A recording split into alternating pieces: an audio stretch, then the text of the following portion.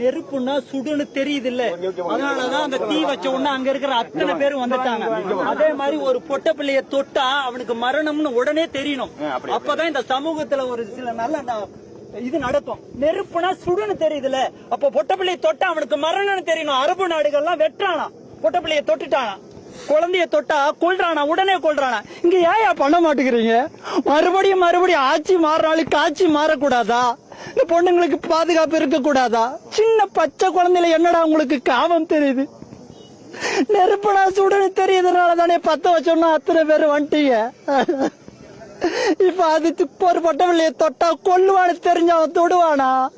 ஏயா மாற மாட்டேங்கிறீங்க? நல்ல கவர்மெண்டா வாங்கயா, மாத்தி ஓட்டு போட்டதான் மிச்சம். என் பிள்ளைய BA LLB படிக்க வைக்கிறேன், இவனை வெட்டணும்னு சொல்லி கூட்டிட்டு வந்தேன் நானு. அது மாதிரி தன்னுடைய குடும்பத்துல ஒவ்வொரு பிள்ளைங்களையும் வளர்த்துங்க. சந்து கடை வைக்கிறவன்லாம் செருப்பல் அடிங்கயா, நான் தடுத்தா என்ன அடிக்கிறான்? இதெல்லாம் தான் என் காரணம். இந்த சாராயம் காரணம், கல்வி நிலை காரணம்.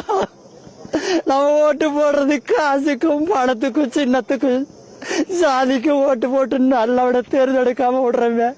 விஜய் மாறுதல் கொண்டு வரணும் முயற்சி பண்றோம், நல்லாதான் நடக்குதுன்னு நினைக்கிறோம். இவனுக்கு உடனே மரண தண்டனை அறிவிங்க ஐயா, அப்பதான் மாற்றம் வரும். நம்ம மாறலன்னா நாடு மாறாது. தயவு செய்து பொண்ணை தொட்டா அவனுக்கு மரணம்ங்கிற நிலைமையை கொண்டு வாங்க, தனுஷ்கோடி.